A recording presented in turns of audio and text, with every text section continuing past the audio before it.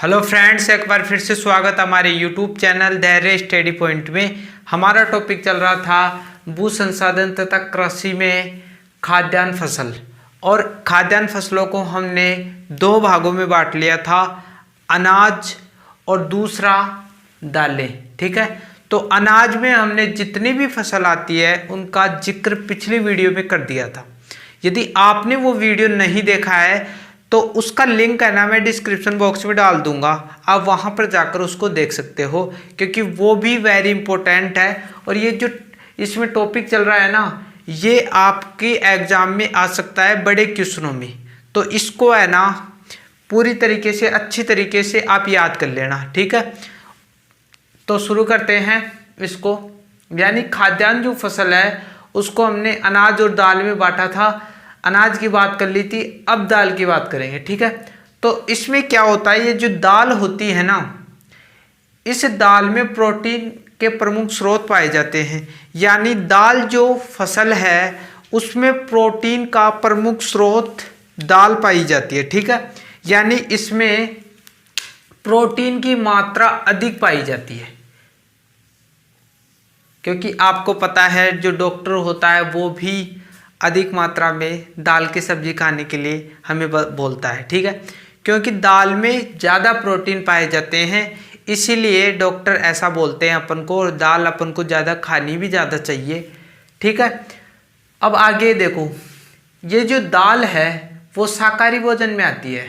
ठीक है, दाल जो है वो शाकाहारी भोजन में आती है। और आप देखोगे कि जो मांसाहारी हैं, यानी कुछ मनुष्य है ना जो शाकाहारी भोजन करते हैं, और कुछ मनुष्य है ना जो शाकाहारी भोजन भी करते हैं और मांसाहारी भोजन यानी मांस भी खाते हैं।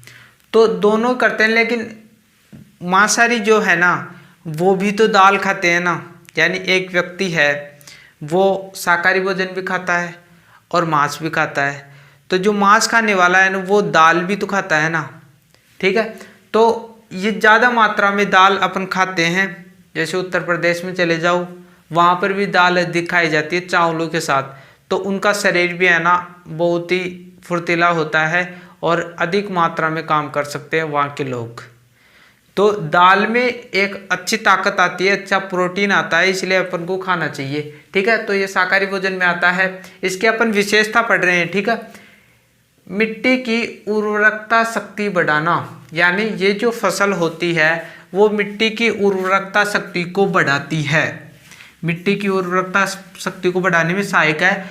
यानी जिस भूमि में अपन ये दाल की कृषि करेंगे ना, तो उस भूमि में उर्वरकता शक्ति बढ़ती ही जाती है, यानी अच्छी पैदावार बढ़ती ही जाती है।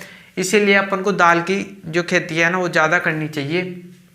आगे देखो, जो भारत है, भारत दालों का प्रमुख उत्पादक देश माना जाता है। यानी भारत को दाल के क्षेत्र में प्रमुख देश माना गया है, क्योंकि यहाँ पर अच्छी मात्रा में दाल बोई जाती है, इसीलिए प्रमुख उत्पादक देश भारत को घोषित किया गया है। ठीक है, यहाँ तक आपको क्लियर हो गया।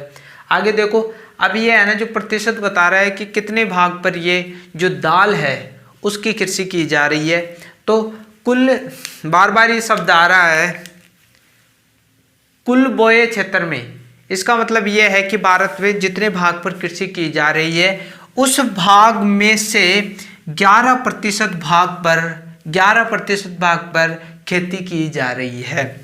यानी दालें जो हैं, दालों की जो कृषि है वो 11% भाग पर की जा रही है।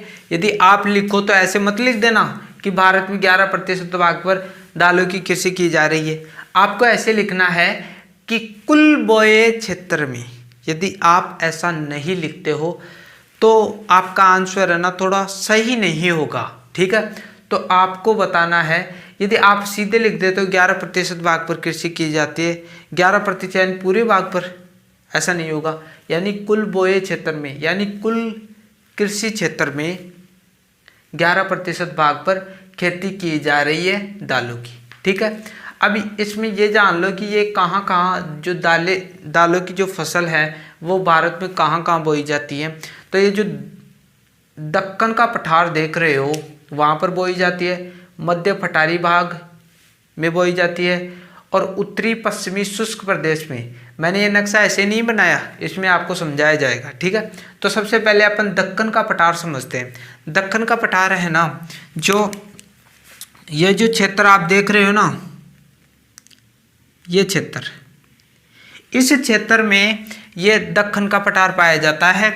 इस क्षेत्र में है ना, यहाँ तो आपको महाराष्ट्र आ जाता है, ठीक है, यहाँ आपका महाराष्ट्र आ जाता है, यानी इसका कुछ भाग है ना, दक्कन का पठार है ना, कुछ भाग महाराष्ट्र में पाया जाएगा। थोड़ा बहुत यहाँ कर्नाटक भी आता है, आपके कर्नाटक, ठीक है। और यहाँ पर आपको मध्य प्रदेश देखने को मिलता ही है, मध्य प्रदेश, ठीक है। तो यानी ये जो दक्कन का पठार है 2-3 राज्यों में इसका फैलाव है, ठीक है। यहाँ पर आपको महाराष्ट्र देखने को मिल रहा है, यहाँ मध्य प्रदेश बीचों बीच, ठीक है, और कर्नाटक में, और यहाँ पर आपको आंध्र प्रदेश और तेलंगाना भी देखने को मिलते हैं। यहाँ पर दक्कन का पठार पाया जाता है। इसका मतलब ये जो दालों की कृषि है वो यहाँ पर भी की जाती है, इन 3-4 राज्यों में, तो मैंने बता दिया है, ठीक है। मध्य पठारी भाग, मध्य पठारी भाग बीच का भाग, ठीक है, यहाँ पर पठार पाए जाते हैं। राजस्थान है, यहाँ पर राजस्थान पड़ता है, तो राजस्थान का आप देखोगे कि दक्षिणी पूर्वी हिस्से में भी पठार पाया जाता है। जैसे आप उसमें दक्षिणी पूर्वी राजस्थान में कौन कौन से ज़िले आते हैं, जैसे बारां, बूंदी, झालावाड़, ये इन क्षेत्रों में थोड़ा पठारी क्षेत्र पाया जाता है। और ये बीचों बीच मैंने बता दिया इन राज्यों में, मध्य प्रदेश भी आ जाएगा इसमें, तो इन क्षेत्रों में मध्य पठारी भाग है ना जो पाया जाता है, तो यहाँ पर भी दालों की कृषि की जाती है। और आगे आप देखोगे तो उत्तर पश्चिमी शुष्क प्रदेश, उत्तर पश्चिमी शुष्क प्रदेश कौन से हैं? उत्तर पश्चिमी का मतलब उत्तर, यानी भारत का उत्तरी सिरा कौन सा है? ये है, ठीक है, भारत का उत्तरी सिरा ये है। पश्चिमी सिरा आगे पूछ रहा है पश्चिमी, यानी ये पश्चिमी हो जाएगा, ठीक है। तो इसके बीच में, यानी उत्तर पश्चिमी, इसके बीच में जो राज्य आ रहे हैं उन राज्यों में दालों की कृषि की जाती है और वहाँ पर शुष्कता भी पाई जाती है। तो अधिकतर ये जो पंजाब का भाग है ना, इस यहाँ पर भी आपको रेतीली भूमि मिलेगी, ठीक है, पंजाब में। आगे आप जाओगे तो राजस्थान का जो पश्चिमी भाग है वहाँ पर भी मरुस्थल पाया जाता है, आप सबको पता है। और गुजरात में भी आपको मरुस्थल देखने को मिलेगा। तो ये जो 3 राज्य हैं, सॉरी ऊपर ज़्यादा ऊपर नहीं रह जाओगे आप, यहाँ से कर दो इसको। ये जो 3 राज्य हैं, पंजाब, राजस्थान और गुजरात, इसके कुछ कुछ भाग में दालों की कृषि की जाती है। तो ये भाग हो जाएगा उत्तर पश्चिमी शुष्क प्रदेश, ठीक है। यहाँ तक आपको क्लियर हो गया होगा। तो ये जो दाल है ना, उसका बेसिक हमने जान लिया है कि इसकी विशेषता जान ली, कितने प्रतिशत भाग पर होता है और किन किन क्षेत्रों में किया जाता है।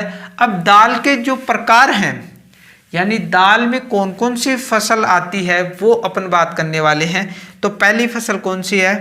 चना है। पहली फसल चना है। तो इसकी विशेषता क्या है? ये कैसी जलवायु में उत्पन्न होती है? ये उपोष्ण कटिबंधीय क्षेत्रों में ज़्यादा ये बोई जाती है। यानी जलवायु इसके लिए कौन सी चाहिए? उपोष्ण कटिबंधीय जलवायु चने के लिए बेहद जरूरी है। अब आप सोचोगे कि ये जो चना है वो दाल कब से हो गया?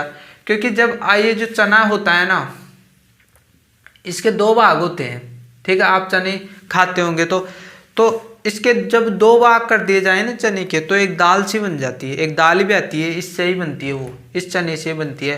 तो जलवायु उपोष्ण कटिबंधीय क्षेत्रों की फसल इसको माना गया है, चना को, ठीक है।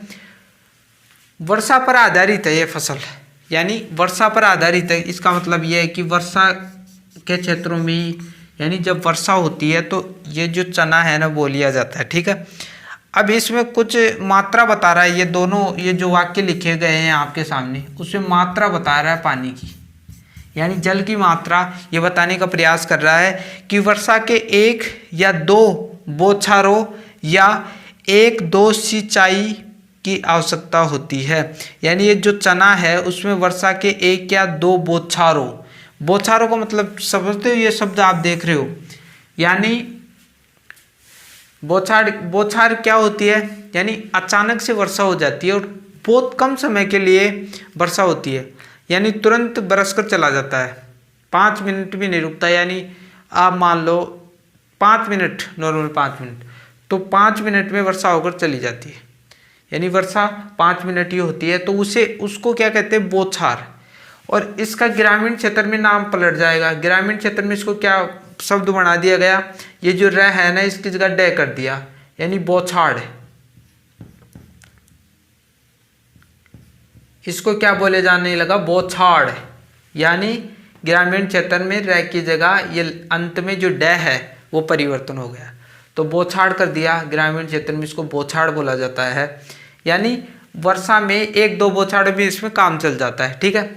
यदि वर्षा नहीं होती है, यदि वर्षा नहीं हो रही है तो आपको 1 या 2 सिंचाई की आवश्यकता इसमें पड़ेगी, 1 या 2 सिंचाई की आवश्यकता इसमें पड़ेगी। तो पानी की मात्रा हमने जान ली।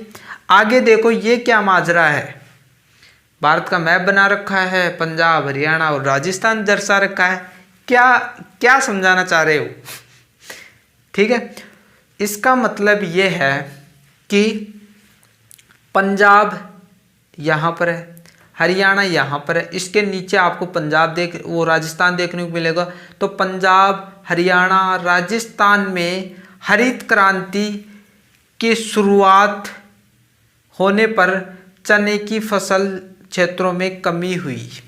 यानी जब पंजाब, हरियाणा, राजस्थान में हरित क्रांति की शुरुआत हुई, तो क्या हुआ, शुरुआत में जब हरित क्रांति आई थी उस समय चने की फसल को नुकसान होने लगा, और इसके स्थान पर कौन सी फसल बोने लगी, इसके स्थान पर है ना गेहूं की फसल ज़्यादा बोने लगी, ठीक है। अब आपको ये भी पता होना चाहिए कि यह हरित क्रांति आखिरकार में है क्या, हरित क्रांति के बारे में भी थोड़ा बहुत आपको ध्यान होना चाहिए।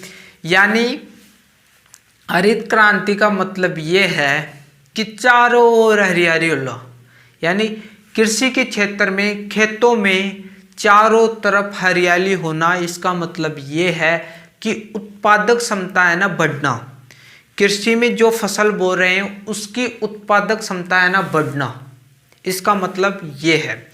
अब हरित क्रांति कब आई थी भारत में, यानी विश्व स्तर पर हरित क्रांति का जनक किसे माना जाता है, विश्व स्तर पर, ध्यान देना, विश्व स्तर पर हरित क्रांति का जनक नॉर्मन बोरलॉग को माना जाता है। यहाँ पे लिख देता हूं मैं, हरित क्रांति का जनक, यानी विश्व स्तर पर, विश्व स्तर पर, ठीक है। हरित क्रांति का जनक किसे माना जाता है, नॉर्मन बोरलॉग, नॉर्मन बोरलॉग, ठीक है। नॉर्मन बोरलॉग को विश्व स्तर पर हरित क्रांति का जनक माना जाता है। ये जो नॉर्मन बोरलॉग थे वो अमेरिका के वैज्ञानिक थे, यानी अमेरिका से ही हरित क्रांति शुरू हुई थी, तो अमेरिका के वैज्ञानिक माने जाते हैं, ठीक है। इसके बाद में ये भारत में कब आई, भारत में हरित क्रांति 1966 से लेकर 1967 यानी 1966 से 67 के बीच में भारत में हरित क्रांति आती है, भारत में हरित क्रांति आती है।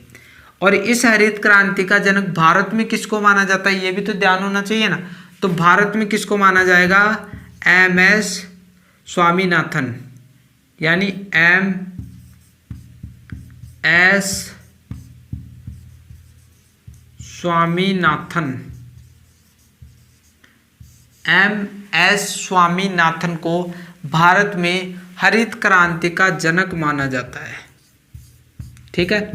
तो इसमें क्या हुआ था, कि अमेरिका में जब सर्वप्रथम ये जो हरित क्रांति शुरू हुई थी ना, तो उस समय ये जो विद्वान है नॉर्मन बोरलॉग, इन्होंने अपने कृषि के क्षेत्र में काफ़ी सारे बीजों का आविष्कार कर लिया। चावल, गेहूँ और भी अन्य बीज थे, तो इनका आविष्कार इन्होंने कर लिया। ये बीज आम बीज नहीं थे, ये बीज उच्च उत्पादक क्षमता वाले बीज थे। उच्च उत्पादक क्षमता का मतलब ज़्यादा पैदावार देने वाले बीज थे, और कृषि के काफ़ी सारे यंत्रों का विकास भी कर लिया था। और जब ये भारत में हरित क्रांति आई तो यहाँ पर भी वो बीज आए, मॉडिफाई बीज बोलते हैं उनको, यानी ज़्यादा उत्पादक क्षमता वाले बीज उनको बोला जाता है।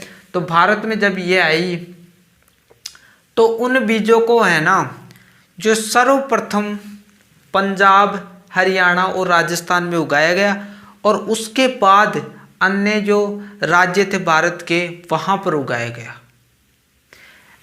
ऐसा किए जाने के बाद उसी समय जब इसकी शुरुआत हुई, उस समय चने की फसल में गिरावट देखी गई। आशा करता हूँ कि आपको चीज़ें क्लियर ही हो रही होंगी। आप इसका स्क्रीनशॉट ले लो एक बारी, फिर मैं ये जो सारी चीज़ें ना इसको मैं थोड़ा थोड़ा साफ कर दूंगा। एक बार स्क्रीनशॉट ले लो, ले लिया होगा आपने।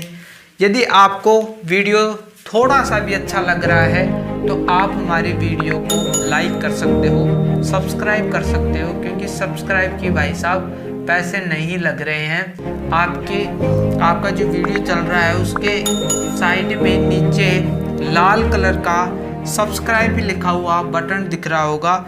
आप उस बटन को लाल से उसका रंग बदल दो और हमें सब्सक्राइब करो। बेल आइकन को, घंटी को दबाना न भूले, ताकि जब भी हम वीडियो डालें आप तक पहुंच जाए। यदि आप कंटेंट से सहमत हैं तो एक बार लाइक जरूर करें, कमेंट करें। आगे देखो, यहाँ तक आपको क्लियर हो गई होगी। अब चने का जो प्रतिशत है वो भी तो पता होना चाहिए ना। चने का प्रतिशत ये है कि कुल बोए क्षेत्र में, ये शब्द तो आप याद रख ही लेना, यानी ये वाक्य तो आप याद रख ही लेना। कुल बोए क्षेत्र यानी भारत में जितने भी भूभाग पर कृषि की जा रही है उसमें से 2.8 यानी 2.8% भाग पर चने की कृषि की जा रही है। ये 2.8% किस में है? इस 11% में आते हैं, क्योंकि दालों की फसल ही तो ये सारी की सारी। तो 11 यहाँ पर कुल बता रखा है, इन सबका प्रतिशत बता रखा है, यानी 11 में से 2.8% भाग पर आपकी चनों की कृषि की जा रही है। तो प्रतिशत आपको समझ में आ गया होगा। चना 2.8% भाग पर बोया जाता है। आगे देखो, चना उत्पादक राज्य, इसमें 6 राज्य आते हैं। सबसे पहले मध्य प्रदेश आएगा, उत्तर प्रदेश, महाराष्ट्र, आंध्र प्रदेश, तेलंगाना, राजस्थान। ठीक है, तो मध्य प्रदेश कहाँ पर आता है? ये नक्शा ऐसे नहीं बनाया मैंने, आपको समझाने के लिए बनाया है। तो मध्य प्रदेश कहाँ पर आएगा? मध्य प्रदेश बीचों बीच आता है। ये ध्यान में रखो, मध्य का मतलब मध्य का मतलब बीच में, यानी ये कहाँ पर आएगा? आपका यहाँ पर आएगा बीचों बीच। ठीक है, तो ये मध्य प्रदेश यहाँ पर आ जाएगा। आगे जो उत्तर प्रदेश है वो यहाँ पर आएगा। आपका उत्तर प्रदेश यहाँ पर आ गया। चीज़ें आपको क्लियर हो रही होंगी। महाराष्ट्र कहाँ पर आता है? बार बार मैं समझाने का प्रयास कर रहा हूँ कि महाराष्ट्र ये है। और महाराष्ट्र की राजधानी क्या है? मुंबई है। मध्य प्रदेश की राजधानी क्या है? भोपाल है। उत्तर प्रदेश की राजधानी भाई क्या है? बताइए, कमेंट बॉक्स में लिखो। आप भी तो कुछ करोगे ना। उत्तर प्रदेश की राजधानी लखनऊ है और महाराष्ट्र की राजधानी मुंबई है। तो ये महाराष्ट्र आ गया। आंध्र प्रदेश और तेलंगाना मैंने बार बार बताया है कि पास पास में ही पाए जाते हैं। ठीक है, आंध्र प्रदेश है ना जी, यहाँ पर पाया जाता है। ये जो क्षेत्र है ना, यहाँ पर आपका आंध्र प्रदेश पाया जाता है। और तेलंगाना जो ना आंध्र प्रदेश से निकला है, तो ये इसके ऊपर ही है ना जो तेलंगाना पाया जाएगा। ठीक है, और इन दोनों की राजधानी क्या है? बार बार बताता हूँ मैं, इन दोनों की राजधानी हैदराबाद है। हैदराबाद। क्योंकि यहाँ पर आपको अधूरी जानकारी नहीं दी जाती है, ठीक है। तो ये दोनों राज्य पास पास पाए जाते हैं। और राजस्थान, आप सबको पता है कि राजस्थान ये है, तो राजस्थान ये है। तो आप वीडियो को एक बार फिर से रिवाइज करके देख सकते हो कि कहाँ कहाँ पर क्या क्या है, ठीक है। तो इन क्षेत्रों में चने की फसल की जाती है। 6 राज्य आप याद रख लेना, वेरी इंपॉर्टेंट राज्य हैं, ठीक है। इसके बाद में दूसरी फसल आती है हमारे सामने अरहर। अरहर यानी इसको तुर फसल भी बोले जाते हैं, यानी दूसरा नाम इसका तुर है, ठीक है। इसकी विशेषता जानते हैं। दाल फसलों में दूसरी प्रमुख फसल मानी गई है, यानी ये जो दाल फसल है, दाल की जितनी भी फसल आती है उनमें से दूसरी प्रमुख फसल है, यानी दूसरी इसको प्रमुख फसल अपन मान सकते हैं। आगे देखो अन्य नाम। अन्य नाम कौन कौन से हैं? इसका जो अन्य नाम है ना वो लाल चना, पिजन पी, यानी लाल चना और पिजन पी इसका अन्य नाम अपन मान सकते हैं। इसका यदि प्रतिशत आप देखोगे तो 2%, यानी 2% भाग पर ये बोई जाती है। और 2% भाग पर इसका मतलब क्या है कि कुल बोए क्षेत्र में, मैंने यहाँ पर लिखा नहीं है ये वाक्य, कुल बोए क्षेत्र में 2% भाग पर बोई जाती है। मैंने बार बार रिपीट कर रहा हूँ कि कुल बोए क्षेत्र, ये जो वाक्य है इसको याद कर लेना, यानी 2% भाग पर बोई जाती है। तो आप देखोगे कि यदि कंपैरिजन करोगे इस चने के साथ, इसका कंपैरिजन करोगे तो सबसे ज़्यादा तो 2.8 ये जो चना बोया जा रहा है, उससे कम आप देखोगे कि 2%। तो चना, ये जो अरहर है वो 2% भाग पर बोई जाती है भारत की कुल बोए हुए क्षेत्र में। आगे देखो, सर्वाधिक महाराष्ट्र में बोई जाती है, यानी अरहर महाराष्ट्र में सबसे ज़्यादा बोई जाती है। ध्यान रखना, सबसे ज़्यादा महाराष्ट्र में बोई जा रही है। और महाराष्ट्र का ध्यान होना चाहिए आपको कि कहाँ पर है महाराष्ट्र। महाराष्ट्र ये है, ठीक है, महाराष्ट्र ये है, तो महाराष्ट्र का ध्यान आप रखना। तो फ्रेंड्स, आज की वीडियो में इतना ही। हमने इसमें 2 फसलों की बात की। ये 2 फसल भी आप लिख कर आ जाओगे, इस प्रकार आप समझा कर आ जाओगे, नक्शा उतार कर आप समझाओगे कि राजस्थान पंजाब ये यहाँ पर है। तो मैं वादा करता हूँ, ये धैर्य स्टडी पॉइंट आपसे वादा करता है कि आपके अच्छे नंबर लाने से कोई भी नहीं रोक सकता, ठीक है। तो मिलते हैं अगली वीडियो में एक नए टॉपिक के साथ। तब तक के लिए मैं विदा लेता हूँ आपसे। आपके सामने मैं एक बार फिर से हाजिर हूँगा एक नए जोश के साथ। Thank you.